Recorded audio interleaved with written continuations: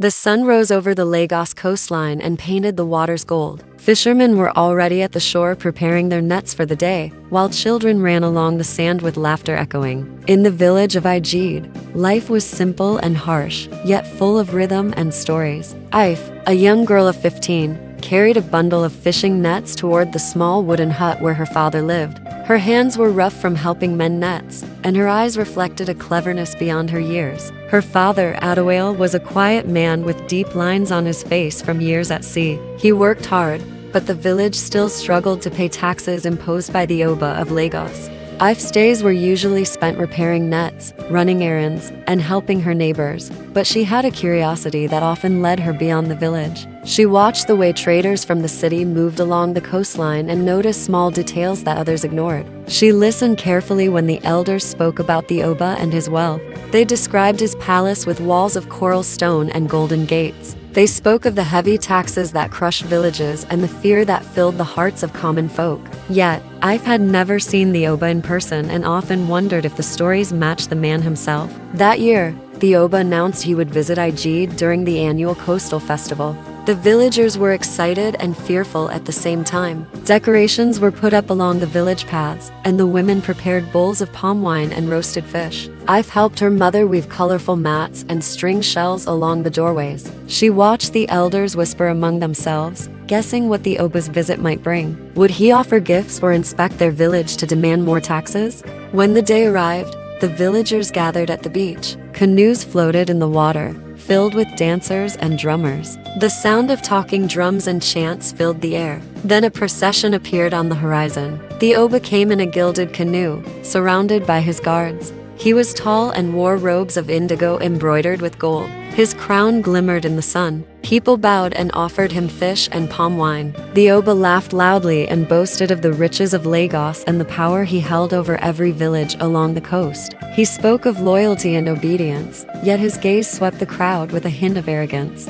Ife stood at the edge of the gathering, watching carefully. She noticed how the Oba's guards carried chests that they did not display openly. They moved quickly and spoke in low tones. Her curiosity grew. While the villagers danced and sang, Ife slipped away to watch the guards closer. Behind a cluster of coconut palms, she discovered one of the chests slightly ajar. Inside, she saw a pile of coins and a collection of letters sealed with the Oba's insignia. One letter caught her eye. It was marked in red ink and addressed to a trader in the city. She read silently. The letter instructed the trader to quietly seize certain fishermen's boats along the Lagos coastline and demand extra tribute. The Oba wanted no witnesses and no complaints. Ife's heart raced. She realized she had stumbled upon a secret that could endanger the village if revealed. Yet, she also saw an opportunity. If she played her cards cleverly, she could protect her people from the Oba's greed. Returning to the festival unnoticed, Ife felt the weight of her discovery pressing on her. The drums echoed in her head as she thought of a plan. How could a young girl outsmart a king? Her mind raced with ideas. She knew that the Oba's pride was as strong as his desire for control. If she could turn his own fear of exposure against him, she might force him to spare her village. By sunset, the festival was in full swing. The Oba drank palm wine and laughed at the dancing. He made a show of giving gold bracelets to a few chosen villagers. Ife moved quietly among the crowd, pretending to admire the performances, yet watching every detail. She noticed the Oba's crown had a small flaw on the back, a dent that he had probably never noticed. This flaw made the crown slightly unstable. The thought struck her suddenly. If anyone mentioned it, it could humiliate the king in front of all his people. As the night deepened, Ife saw an opening. She whispered to the children nearby to run and spill the story of a hidden treasure chest in the village. She hinted that it belonged to the Oba, but that it was forgotten in the sand. Word spread quickly among the villagers, who were both fearful and excited. The Oba noticed the stir and demanded to know what was happening. Ife stepped forward calmly. She told him that the village knew of his secret chest and the letters within it. She explained that if the Oba did not act justly, the people might reveal what they had learned. The Oba laughed first, thinking it a child's jest. But as he looked around, he realized the villagers were serious.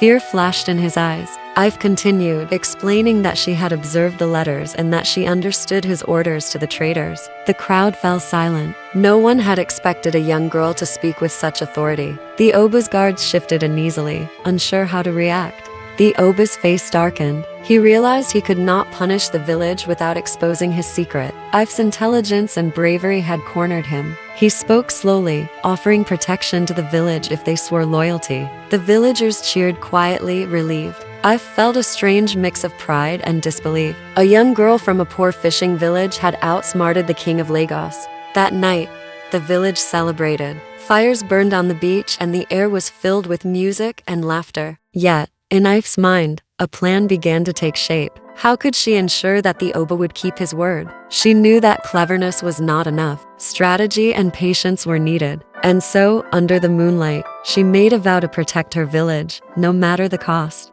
The next morning, an unexpected visitor arrived at Ife's hut, one that would change everything. The visitor was a young messenger sent directly from the Oba's palace. He arrived quietly, carrying a sealed message wrapped in red cloth. Ife's father looked at her with surprise and worry as the boy knelt before them. "This comes from the Oba himself," the messenger said. "He requests the presence of Ife at the palace tomorrow morning. He warns that refusal is not an option." Ife's heart skipped a beat. She knew that stepping into the palace could be dangerous, yet she also realized it was an opportunity to secure her village for good. Her father placed a hand on her shoulder, a mixture of pride and fear in his eyes. "You are clever, my daughter, but be careful. The king is not to be underestimated." That night, Ife barely slept. She prepared a small bundle of gifts, woven mats, dried fish, and shells to present to the Oba. She rehearsed what she might say and how she could negotiate for the safety of Ajid. She understood that pride and respect were key to dealing with kings. The next morning, the village watched as Ife was escorted by the Oba's guards along the coastline to the Grand Palace. The palace was unlike anything Ife had ever imagined. Coral stone walls rose high above the city. Intricate carvings told stories of past kings and great battles. Guards with polished spears and helmets lined the corridors. The air smelled of burning incense and roasted meats. She was led into a grand hall where the Oba sat on a raised throne, surrounded by advisors and guards. His golden crown gleamed, and he looked down at her with curiosity and a faint suspicion. "You are the girl who spoke at my festival," the Oba said. His voice carried authority and a subtle edge of amusement. "I hear you have knowledge that concerns me. Tell me, child, what is it you want?" Ife took a deep breath and stepped forward. "Your Majesty, I am honored by your attention. My village celebrates your visit and respects your rule. But I have seen letters and orders that, if carried out, would harm my people. I do not seek conflict, only to protect those who depend on the sea for their lives." The Oba's eyes narrowed slightly. "And how does a girl from a fishing village know of my plans?" Ife's lips curved into a small, confident smile. "I pay attention, Your Majesty. I notice what others overlook. I understand how the coast works and how your orders might reach the wrong hands. My only desire is to prevent suffering. My village cannot bear extra tribute or raids on our canoes. We survive as we have for generations by the mercy of the waters." A hush fell over the hall. The Oba leaned back, considering her words. For a moment, the only sound was the faint rustle of the silk robes worn by his advisors. Then he spoke slowly, as if testing the weight of each syllable. "You have courage. You also have wisdom. Few would dare speak so openly to me without fear. Why should I listen to you?" I've met his gaze steadily. "Because your Majesty's name will be remembered either for kindness or cruelty. If my people suffer, the stories will tell of injustice. But if you spare us, the tales will carry your greatness and mercy across the kingdom. You can choose how history remembers you." The Oba's expression shifted slightly. He rose from his throne, walking slowly toward her. Guards stiffened, expecting a challenge, but he stopped a few feet away and looked down at her. "You understand the power of words and secrets," he said.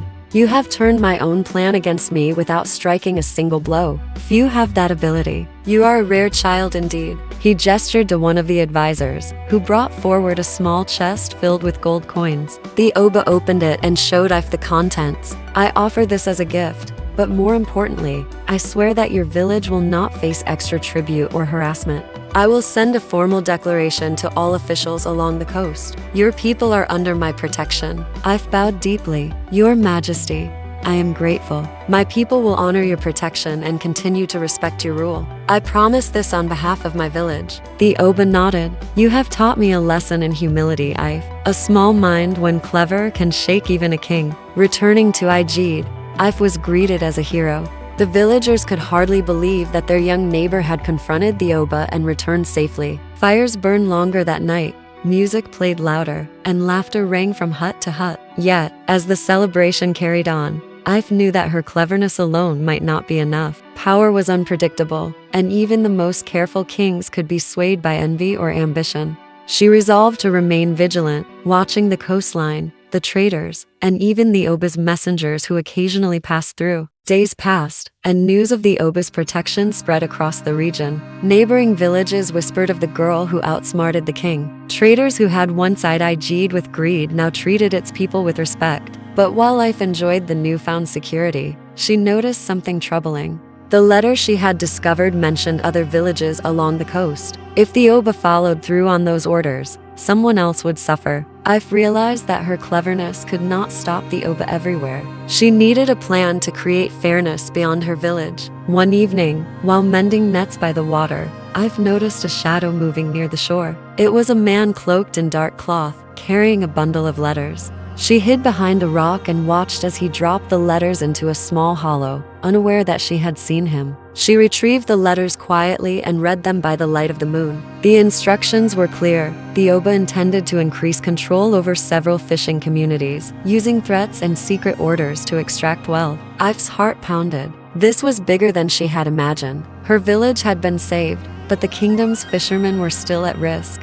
A thought came to her suddenly. If she could deliver these letters to the right people, she might prevent exploitation across the entire coast. But to do this, she would have to travel beyond the safety of Ajeed and navigate dangerous roads where bandits and corrupt officials waited. She would need allies and strategy. She looked toward the horizon, where the moon reflected on the water. She whispered to herself, "I will not let them suffer. The Oba's greed will not go unchecked." The next morning, she began quietly preparing for her journey. She packed small bundles of food, mended her father's nets, and made arrangements for someone to watch the village in her absence. Yet as she made her final plans, a sharp cry came from the edge of the village. She ran toward the noise and found a messenger from the Oba's palace standing at the entrance, holding a royal decree. Ife unfolded it and read the words carefully. The Oba was requesting her presence once again, but this time, it was not a gift or praise. The message warned that the girl who meddled in his plans might face punishment if she disobeyed. The cleverness that had saved the village had now drawn the attention of the Oba's authority in a far more serious way. Ife stared at the royal decree, her mind racing. The Oba's words were polite, almost respectful, yet the warning was clear. She had to go to the palace again, but this time she sensed the stakes were far higher. If she failed, the village could lose everything. If she succeeded, perhaps she could protect more than just Ajeed. Taking a deep breath, she folded the decree carefully and hid it in her mat bundle. She told her father she would go, and though he tried to insist she stay, he knew better than to stop her. He handed her a small charm, a carved wooden fish, for luck and protection. "The sea has always guided us, Ife. Let it guide you now," he said. That morning, she walked along the same path to the palace. The sun was sharp on her back, but her resolve was stronger than fear. The guards greeted her with neutral expressions. By now, her face and name were familiar to them. They allowed her to pass without question, perhaps sensing that the Oba wanted this meeting to remain private. The palace halls were silent except for the echo of her footsteps. She could feel the tension in the air, as though the walls themselves were aware of the challenge she posed. In the throne room, the Oba waited. His golden crown seemed heavier than before, and his eyes were sharper. Measuring her carefully, he gestured for her to come closer. "Ife," he said, his voice calm yet edged with authority, "you are bold to appear here twice. You meddle in affairs that few dare approach. Tell me why I should not punish you for daring to uncover my secrets." Ife squared her shoulders and spoke clearly. "Your Majesty, I do not seek conflict. I only wish to prevent harm. I have seen letters that instruct the mistreatment of fishermen along the coast. If these letters are carried out, many will suffer. I only ask that fairness guide your orders, so that no village is unfairly taxed or raided." The Oba's eyes narrowed. He looked at the advisors around him, who shifted uneasily. Then he leaned forward slightly, lowering his voice. "You speak with courage, Ife, but your words are dangerous. Some might say you overstep. Yet I sense you are clever, perhaps too clever for your age. What is it that you truly seek?" I've thought quickly. She knew the Oba respected intelligence, especially when presented with an opportunity to enhance his own image. I seek a promise, Your Majesty. A promise that no village along the coast will be harmed unfairly. That the sea's people can continue their lives without fear. If you grant this, the stories of your fairness will spread across Lagos and beyond. If not, your secret letters may one day be revealed. The Oba studied her silently. His fingers drummed on the arm of the throne. Then he laughed softly, a low sound that echoed through the hall. You are a remarkable child, he said. Few would have the courage to speak of secrets, much less to confront me with them. Perhaps it is time I consider the wisdom you offer. Tell me then, Ife, how shall I ensure fairness along the coast without revealing myself to my enemies? I felt a surge of hope. She stepped closer and whispered ideas to him, explaining how he could issue public edicts that appeared as official instructions from his advisors while secretly protecting the villages. She described a system of safe oversight, where local leaders could report abuses directly to the palace without fear of retribution. The Oba listened intently, nodding slowly. Hours passed as they discussed strategy. By late afternoon, the Oba had agreed to implement Ife's plan. He decreed that no fishing village under Lagos rule would be unfairly taxed or raided. Letters were to be sent to officials instructing them to protect the villagers. The Oba even requested that Ife stay as a young advisor, guiding him in matters of coastal fairness. The girl who once feared her own courage now stood at the center of power, influencing decisions that could protect countless lives. Returning to Igid, Ife was greeted with celebration. Her bravery had once again saved the village, and now it offered a ripple effect along the coast. Neighboring villages heard of her cleverness and began to trust that the Oba could be fair when guided by wisdom.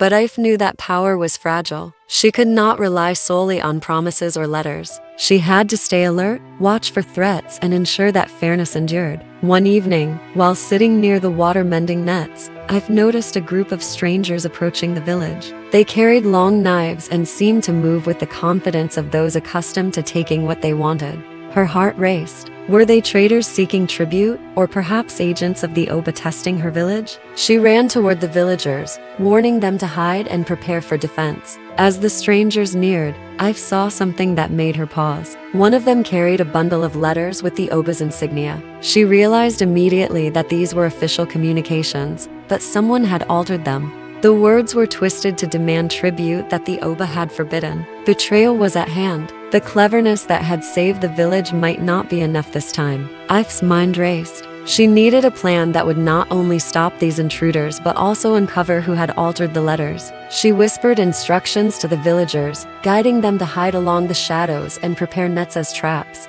She knew that quick thinking and courage could turn the tide. But this challenge was more dangerous than anything she had faced before. The strangers advanced, unaware that Ife had discovered their deception. The village held its breath, waiting to see if the clever girl who had outsmarted a king could save them once again. The first intruder stepped onto the sand, and then, with a sudden motion, Ife signaled the villagers. The night erupted into a flurry of action. Nets flew, and shouts echoed across the beach. The intruders stumbled and fell, caught in the clever traps set by the villagers under Ife's guidance. Panic spread among the strangers who had expected an easy raid. They ran, leaving the letters behind, and the village erupted in cheers. Ife picked up the letters and read quickly. Someone close to the Oba, Escort, had tried to undermine her work and claim tribute for themselves. She realized that the challenges of power were only beginning and that cleverness alone could not protect the village forever. Strategy, vigilance, and alliances would be necessary to maintain peace. The next morning,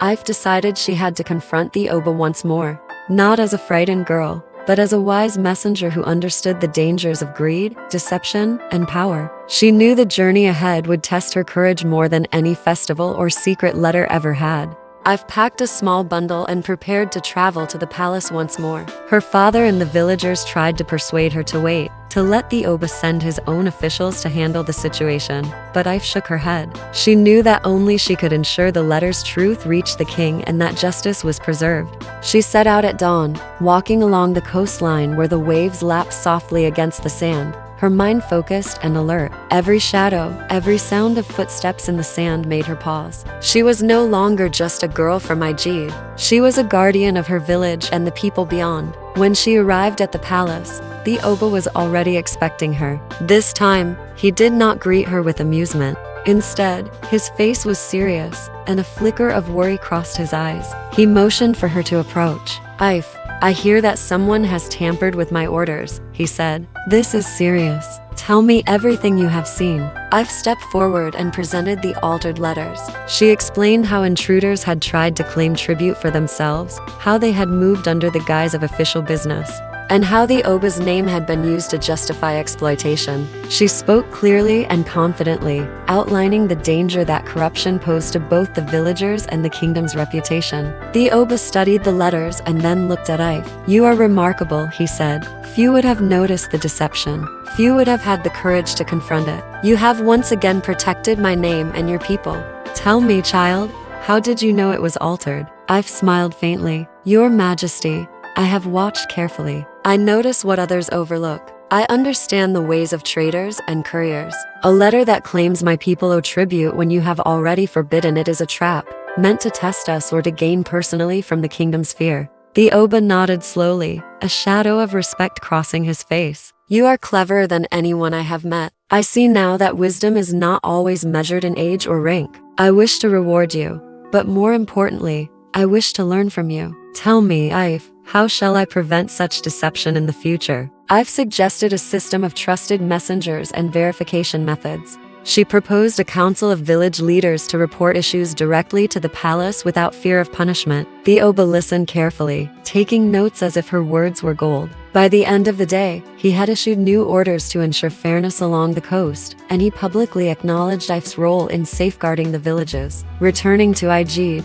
Ife felt a sense of relief, though she knew the journey was not over. The villagers greeted her with joy, and stories of her bravery spread quickly. Traders, officials, and even neighboring villages came to see her and seek her guidance. She became a symbol of courage and cleverness, proving that even the smallest voices could influence kings. Yet Ife remained humble. She continued to mend nets, help her father, and walk along the coastline as she always had. But now, every step she took carried the weight of responsibility. She knew that her cleverness alone was not enough. To protect her people, she would need vigilance, patience, and courage every day. Months passed, and the village prospered. The Oba's orders were honored, and tribute was fair across the coast. The villagers no longer lived in fear. Fishermen returned from the sea with full nets, children ran freely along the sand, and elders told stories of the girl who outsmarted a king. Ife's fame spread, but she never let it change who she was. She remained a daughter of Ajeed, tied to the sea, to her people, and to the rhythms of village life. One day, as she watched the sunset paint the waters in gold, Ife reflected on all that had happened. She had faced a king, uncovered secrets, stopped corruption, and ensured justice for her village. But she knew that life was full of challenges, and cleverness alone would not always protect them. She had learned that courage, wisdom, and the willingness to act were more powerful than fear or wealth. And she had proven that even a poor fisherman's daughter could shake the foundations of power with intelligence and bravery. From that day onward, Ife became a mentor to children in the village. She taught them to notice what others overlooked, to speak truth to power, and to protect those who could not defend themselves. She often told them that courage was not the absence of fear, but the decision to act despite it. The Oba continued to rule Lagos with wisdom, influenced subtly by the young girl whose intelligence had earned his respect. Years later, when Ife was older, travelers would come from distant lands to hear her story. She would recount the festivals, the secret letters, and the night the intruders tried to seize her village. Listeners marveled at her cleverness and courage. She would end each story with the same lesson, that wisdom and bravery could challenge even the most powerful,